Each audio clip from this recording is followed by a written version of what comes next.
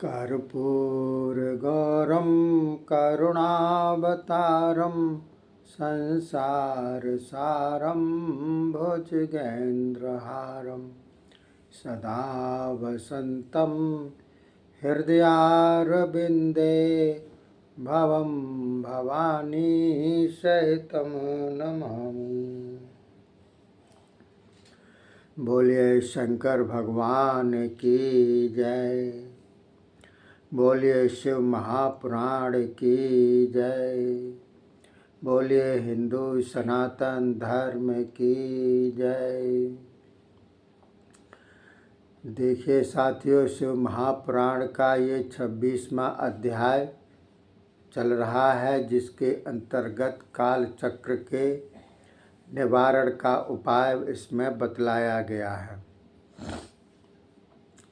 तो उमा जी बोले, हे नाथ, आपने सत्य रूप से काल चक्र का वर्णन कर दिया। अब इसके बचने अर्थात निवारण का भी कोई उपाय कहिए।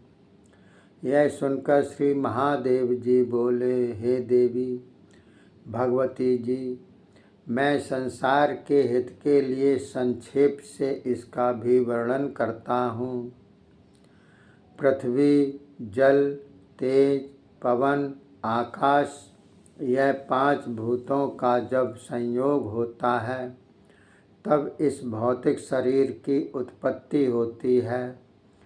इसमें जो व्यापक आकाश है उसमें ही सब वस्तुएं लीन हो जाती हैं, क्योंकि यह सब आकाश से ही उत्पन्न होती हैं। आकाश के वियोग से विलीन होती हैं, संयोग से स्थिर होती हैं। यह सुनकर उमा जी ने कहा, हे नाथ, वह जो स्वर्ग का भी स्वामी है और जिससे आकाश भी नष्ट हो जाता है, उस घोर रूप कराल काल को तो आपने जला डाला। फिर जब आप स्तुतियों द्वारा प्रसन्न हुए तब कहीं वह फिर अपनी प्रकृति में स्थिर हुआ। अब वह काल किस प्रकार मारा जा सकता है, किंतु ध्यान करने वाले योगी जन ही इसे मार सकते हैं। तब फिर पार्वती जी ने कहा, हे स्वामिन, इसके जीतने का तो कोई उपाय बताइए। यह सुनकर श्री महादेव जी बोले, हे सुंदरी, सुनिए। यहाँ तो तुम जानते हो कि यह 5 भौतिक शरीर पार्थिव हैं। उन्हीं पंचभूतों में इसका लय होता है। आकाश से वायु उत्पन्न होती है, वायु से तेज, तेज से जल, जल से पृथ्वी पैदा हो जाती है। इस पृथ्वी के 5 गुण हैं। जल के 4 गुण, तेज के 3 गुण, वायु के 2 और आकाश का 1 गुण है। गुण तो केवल शब्द, स्पर्श, रूप, रस, गंध, इस प्रकार से 5 हैं। जिस समय भूत अपने गुणों का त्याग करते हैं तो प्राणी की मृत्यु होती है। जिस समय अपने गुण ग्रहण करते हैं तभी प्राणी की उत्पत्ति होती है। हे देवी जी, काल को जीतने वाले योगी जन इन्हीं गुणों का विचार करते रहते हैं। तब पार्वती जी ने कहा, अब आप कृपा करके यह कहिए कि वह योगी जिस यंत्र द्वारा किंवा ध्यान द्वारा इस काल पर विजय पाते हैं वह किस प्रकार है। सदाशिव बोले, सुनो, जिस समय सारी प्रजा सो जाए तो अंधकारमय स्थान पर बैठकर कोई दीपक आदि न धरकर कोई सुंदर आसन जमाकर योग करे। 1 घंटा अपने तर्जनी उंगलियों के साथ दोनों कान बंद कर ले। तब उसे अग्नि द्वारा प्रेरित एक शब्द सुनाई देगा। इसी प्रकार नित्य ही इस क्रम को करे। जब वह 2 मुहूर्त तक करने लग जाए और वह शब्द सुनता रहे तो वह पुरुष अपनी इच्छानुसार मृत्यु पाता है।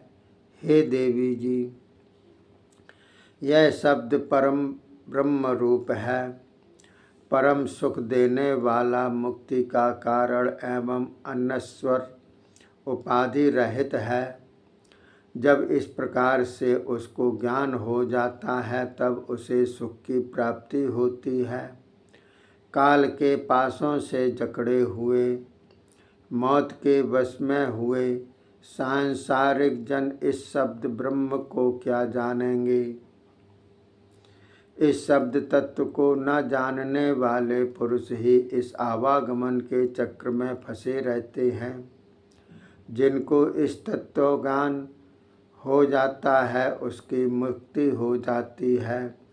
100 वर्ष की आयु का कोई मनुष्य यदि शब्द ब्रह्म का अभ्यास करे तब वह आरोग्यता के साथ साथ मृत्युंजय प्राप्त कर लेता है। हे भगवती, यह नाद अनाहत है जो उच्चारण नहीं किया जा सकता। इसका ध्यान तो यत्नपूर्वक कल्याण रूप बुद्धि से योगी जन करते हैं। उस अनहद नाद से 9 वह शब्द उत्पन्न होते हैं जिन्हें योगी जन पहचान सकते हैं। वे यह हैं: घोष, कांस्य, श्रृंग, घंटा, वीणा, वंशज, दुंदुभि, शंख तथा मेघ गर्जित। इन 9 शब्दों का तो त्याग करे। तुमकार शब्द का भी अभ्यास करे। इस प्रकार के ध्यान करने वाला योगी कभी पुण्य पाप से लिपायमान नहीं होता। उसी से ही मृत्यु पर विजय पाने वाला शब्द उत्पन्न होता है। वह 9 प्रकार का है। प्रथम आत्मा शोधक,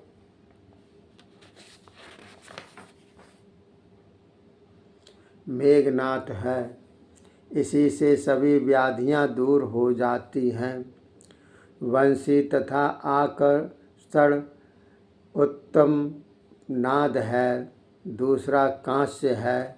इसी के द्वारा प्राणियों की गति रुका करती है और यही विष, भूत, ग्रह आदि को बांधने वाला है।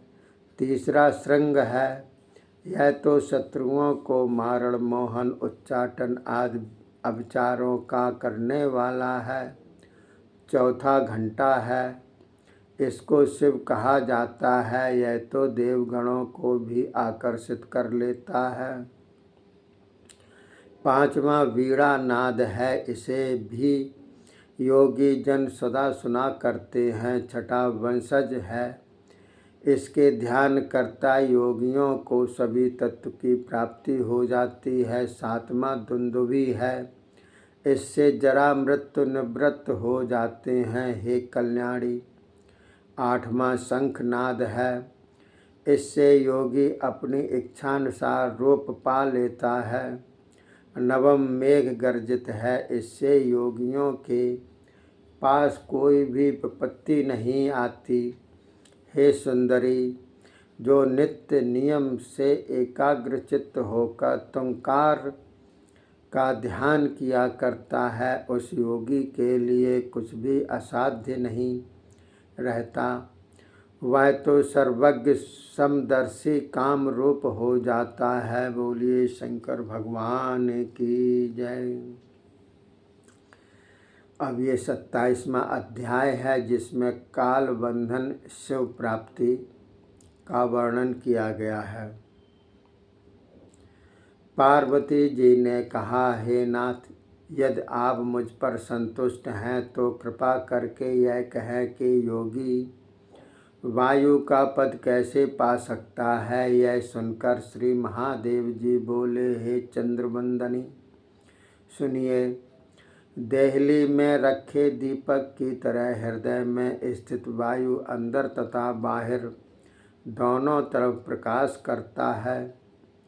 ज्ञान, विज्ञान, उत्साह आदि सभी वायु द्वारा प्रवृत्त हुआ करते हैं। अतएव जिसने पवन पर विजय पाली हो उसने संपूर्ण जगत पर विजय पाली।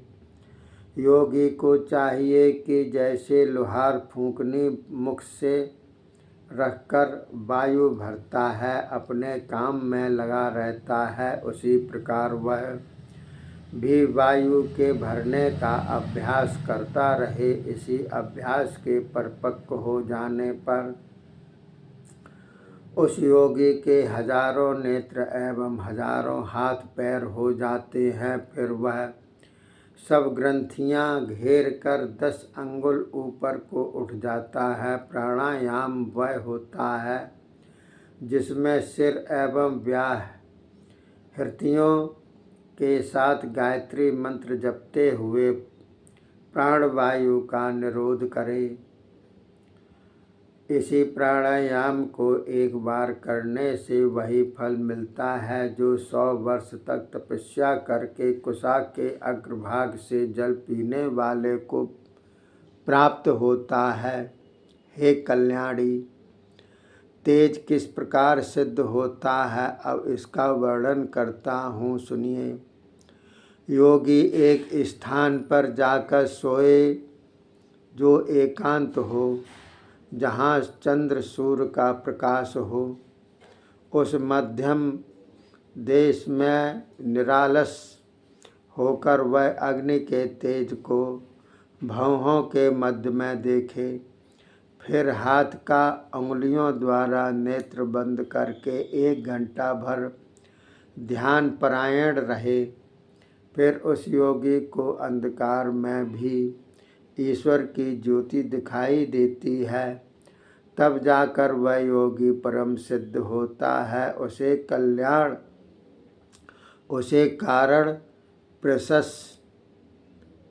कारण प्रसम आवेश, परकाया प्रवेश, अणमादिगुण सिद्धि तथा मन द्वारा देखना, छिप जाना आदि सभी कुछ प्राप्त हो जाता है। तब वह परमात्म को जानकर मृत्यु से छूट जाता है। इससे बढ़कर कोई भी मोक्ष पाने का भिन्न मार्ग नहीं। हे कल्याणी, ध्यान योगियों को तुरीय गति प्राप्त होती है। अब इसके आगे की विधि कहता हूँ।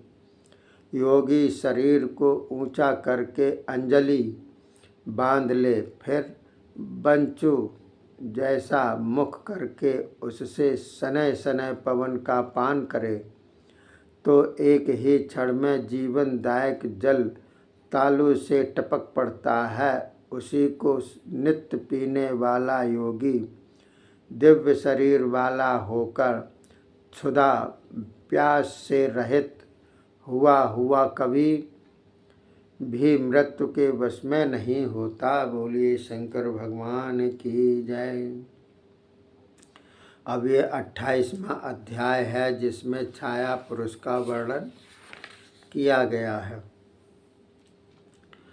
तो श्री पार्वती जी ने कहा कि हे स्वामिन, आपने काल वचन का प्रकार तो वर्णन कर दिया, अब कृपा करके छाया पुरुष के श्रेष्ठ ज्ञान को कहिए।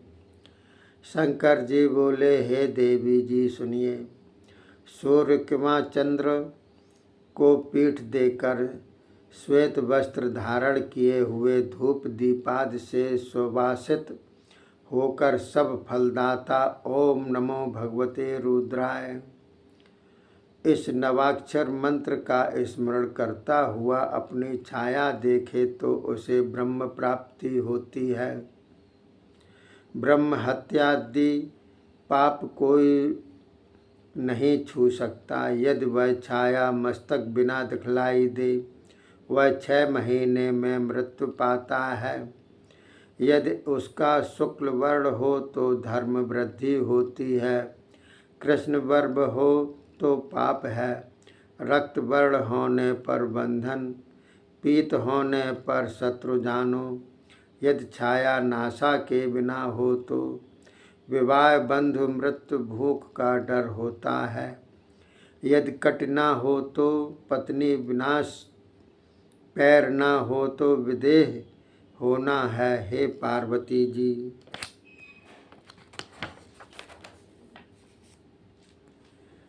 उस छाया पुरुष को देखकर नवाक्षर मंत्र का अंतःकरण में जपन करे। यदि 1 वर्ष तक जपता रहे तो सभी सिद्धियां उसे प्राप्त होती हैं। अब कठिनता से प्राप्त होने वाली शक्ति का ज्ञान वर्णन करता हूँ। एक गुप्त विद्या होती है जो कि ब्राह्मणों के सिर पर विद्यमान है, जिसकी वेद भी स्तुत करते हैं, जो सब विद्याओं की माता है। यही विद्या प्राणियों में भी रहती है। खेचरी कहाती है, यह दृश्या अदृश्या चला नित्या व्यक्ता अव्यक्ता सनातनी है। वर्ण रहता किंवा वर्ण सहता, यह बिंदु मालिनी भी है। इसका सदा दर्शन करता योगी सफल हो जाता है। जितना फल समस्त तीर्थों के स्नान द्वारा किंवा दान द्वारा होता है, वही फल योगी मालिनी के दर्शन द्वारा प्राप्त कर लेता है। इसी कारण बुद्धिमान योगी ज्ञान का नित्य अभ्यास किया करे। अभ्यास द्वारा ही सभी सिद्धियां हस्त होती हैं। योग की भी वृद्धि होती है। अभ्यास द्वारा ही ज्ञान एवं मोक्ष भी मिलता है। सूत जी बोले, ऋषियों, श्री व्यास जी परमार्थ वक्ता सनत कुमार के इन वचनों को सुनकर अति प्रसन्न हुए, बार बार प्रणाम किया। उसके बाद सनत कुमार जी तथा महर्षि व्यास जी अपने अपने धाम को गए। बोलिए शंकर भगवान की जय, शिव महापुराण की जय, हिंदू सनातन धर्म की जय। अगला 29वां अध्याय है, जिसमें आदि सृष्टि का वर्णन किया गया है। तब तक के लिए धन्यवाद। जय हिंद, जय भारत।